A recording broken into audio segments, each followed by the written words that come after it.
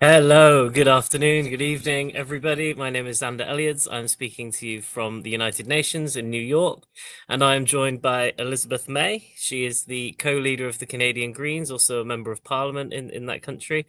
And well, you're not currently at the summit in New York Yeah, anymore, are you, Elizabeth? I know. I'm here in my parliamentary office in Ottawa, so I had to come back to Canada, but I didn't want to miss, obviously, the full day's events of international parliamentarians for the Treaty for the Prohibition of Nuclear Weapons. And as you know, I took the train from Canada to New York with a group of peace activists who have been doing a trip by train. In different directions across Canada, increasing grassroots mobilization for the treaty for the prohibition of nuclear weapons. Yeah, so what was your feeling on the ground when you were here on the start of the week? What did you feel was the kind of prevailing mood at conference? What was your key takeaway from it? Well, a key, of course, determination from those of us there, while noting the absences of countries that should have been there. So it's been a really important thing, for instance, that Germany and Norway were at last year's meeting of the parties for the Treaty for the Prohibition of Nuclear Weapons. Their absence this time as NATO countries is really important. I mean, our frustration as Canadians is here we're a country that likes to think we believe in peace.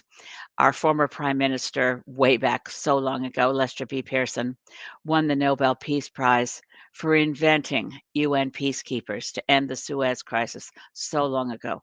We, as Canadians, we do this a lot. We tend to think we have a better record than we do on many things. We tend to think we're great environmentalists and we ship out fossil fuels all around the world. We tend to think we're great peacekeepers. And so, in this instance, Canada led the charge on something called the Ottawa Process that led to a treaty that banned landmines around the world. It made a difference. We're very proud of that record. And yet, on this treaty for the prohibition of nuclear weapons, and I've been debating this in our parliament now ever since I was elected 14 years ago, and I've been so angry that the liberals in government and the conservatives would say, why would we go to negotiate a treaty for the prohibition of nuclear weapons because we are not a nuclear weapons possessing country. We don't have nuclear weapons. We have nothing to contribute. And my response as an opposition, as a Green MP, has always been, wait a minute, we didn't produce landmines either. We didn't use landmines either. And we led the charge on what was called the Ottawa Process that led to a global treaty that has saved lives all around the world through the prohibition on the use of landmines and through concerted efforts to sweep through areas after conflict and remove landmines before they continue to kill and maim, particularly children. So here we are in 2025 with the third meeting of state parties to a treaty that has now entered into force, but obviously with no nuclear nations signing on. It's been critically important to have some NATO countries willing to come with observer status. I mean, for viewers, I'm sure you can't imagine that it would be considered brave to have observer status to watch the countries that have both signed and ratified the Treaty for the Prohibition of Nuclear Weapons. In the Canadian context, many of us as members of Parliament have pushed. We even had a unanimous consent motion go through our House of Commons in December of 2024 to call on our government to have deeper engagement with the treaty on the prohibition of nuclear weapons. Unfortunately and tragically, we were AWOL this week, but the mood, to your question, the mood on the ground, I think was one of disappointment that we hadn't seen an increase in participation from countries from around the world. And of course, deep concern that we're now hearing political, I hate to use the word leaders when talking about Donald Trump or Benjamin Netanyahu, but we're actually hearing leadership of certain countries speak, or Putin speak of we could use nuclear weapons. That's not the kind of language we've heard for decades. I mean, and here we are having elected leaders, well, you can't really call Putin elected. They have elections, but they're not particularly democratic. But to imagine that in 2025, we'd be moving the hands of the doomsday clock closer to midnight is, I think for many of us, so deeply disturbing. Mm. So we're hearing that quite a lot. I mean, we've heard from the UK government, our Prime Minister Keir Starmer has said, well, now is the time to support nuclear weapons. We've got escalating tensions with Russia. I mean, China today has said that they're ready for any type of war. Is this time of increasing tensions not the time when we need to support nuclear weapons? Because without the deterrent, Russia would hold all the cards. I know you're using. I'm not going to blame you for this. You're using Trump language, and I certainly support Mr. President Zelensky when he said we didn't come here to play cards. Possessing nuclear weapons doesn't make the world safer. To Prime Minister Starmer, give your head a shake. Nuclear weapons never made the world safer. Mutually assured destruction as a strategy did not make the world safer, and the continued existence of nuclear weapons, nuclear stockpiles, makes the world less safe. The only step that we should be taking to make, well, there are many steps to make the world a safer place, including climate action, but on the threat and the specter of nuclear war, the only thing that makes us safer is collective will to eliminate and prohibit nuclear weapons. There's a very big risk of another renewed nuclear arms race. It does not make the world safer. And I did so appreciate the Italian member of parliament who attended the sessions on Monday, Laura Boldrini, who said, nuclear deterrence is not a security strategy. It's really the opposite. Yeah, so it seems, especially in these nuclear states like the US, the UK, France, nuclear deterrence is at least the most popular option. So how do you convince the public that nuclear deterrence is not the right way to go? How do you get that message into people's minds? I don't think it's been a long time since the citizenry of this planet has been engaged in conversations about the threat of nuclear war and nuclear deterrence. Ever since the Cold War ended and with the collapse of the USSR and the renewed interest in disarmament that occurred just before that, when in the era of Mikhail Gorbachev and Glasnost and Perestroika, and the conversations, the summit in Reykjavik, the work for the SALT treaties, we were really seeing a dialing down of nuclear tensions and the threat of nuclear war. So the citizenry of the world, if one can speak of such a thing, was not preoccupied with the threat of nuclear war in the way that we were when I was a child. I mentioned when we were talking amongst ourselves as parliamentarians, I've been in anti-nuclear marches and protests since before I could walk because my mother carried me. I was at the Aldermaston gathering. I did Aldermaston March before I turned 10 in 1964 with peace activists from all around the world. We rallied at Trafalgar Square, more than 100,000 strong. It's not that the public support for nuclear weapons has increased.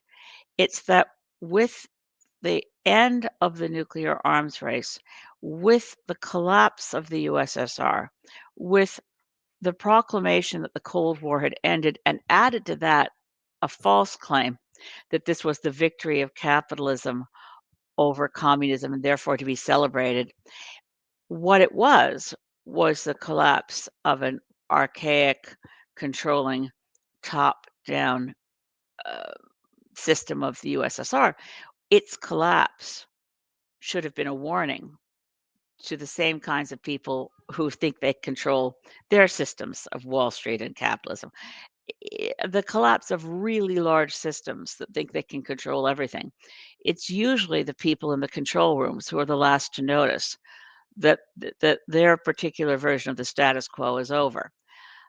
We're at that moment now, and I think globally, I'm seeing a resurgence in a peace movement.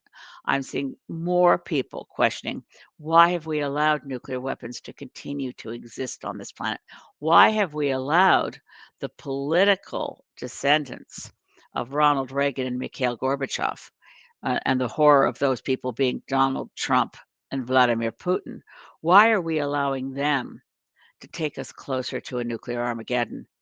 We need to actually take back into our own hands and democratize the questions of what makes us safer, what strategic advantages can we have globally to ensure that we eliminate the threat of nuclear war, not return to those dark days when we were told that mutually assured destruction was the only way that we were safe. We didn't feel safe, I can tell you, in the Cuban Missile Crisis. Nobody felt safe. We knew the world could end in a split second. We need and we must restore the public movements for nuclear disarmament. So, for Canada itself, it's obviously not a nuclear power. It relies quite heavily on the US's nuclear umbrella, like a lot of countries in Europe might rely on the French one moving forward, as Macron has been offering.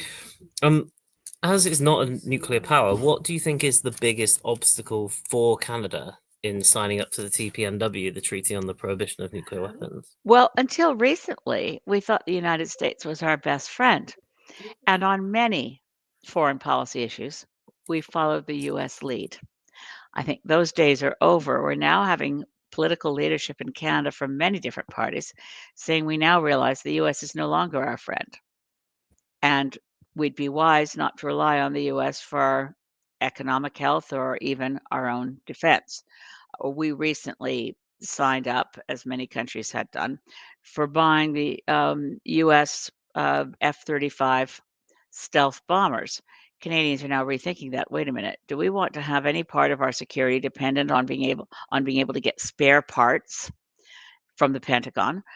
Should not we work in closer alliance with military procurement, particularly submarines or fighter planes from Sweden or Norway? Or why would we depend on the US for anything? So I would question that we are protected by the US nuclear umbrella. It's a global threat to the extent that we're on the same continent with the US and their nuclear stockpiles. I don't think it makes us safer. But our alliances are being questioned now because Donald Trump has very freely spoken of his desire to annex Canada. Our prime minister, as I mentioned recently, Prime Minister Justin Trudeau will cease to be prime minister before the end of this month because of his own decision to resign. That said, he now said to the Canadian public this week that Trump's tariff war is not about trade and not about tariffs and not about our border. It's about trying to destroy the Canadian economy so he can annex us. These are strong words, and it reflects a very changed dynamic between Canada and the US. But I rather think Europe is having the same set of questions of what is our relationship with the US military establishment? What is our best defense posture? And should it not be right now, as we're rethinking that relationship of the US as the cop of the world, good cops and bad cops. If you've got a rogue cop, you really don't want that to be where you go for safety and security. So we're in this moment of rethinking. It's a very good moment to say how many countries can get behind the Treaty for the Prohibition of Nuclear Weapons. What would that call on us as state parties to do? How do we ensure a defense strategy that makes sense? And how do we eliminate the threat of nuclear war on this planet?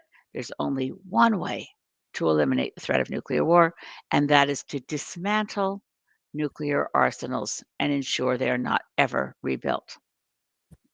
Fantastic. Thank you, Elizabeth. I'm very aware of the time. I know you're a very busy person. Yeah. Well, that's going to show by But the thanks, fact you have to thanks, Andrew. It's leave lovely here. to chat with you again. And if you see I don't know if you see any of the Scottish Greens on any regular basis, but say hi to them for me. Yeah, we do see them every now and again. Well, Lorna Slater and Patrick Lorna's Harvey. Yeah, yeah, you have because Lorna and Lorna's Patrick. Canadian, isn't she? Yes, Lorna's from, of all places, the most right-wing part of this country. Lorna's from Calgary. Yeah. Well, thank you so much for your time, Elizabeth. It was great to speak to you today. Thank And you so yeah, much. stay in touch. Really appreciate your follow-up. Thank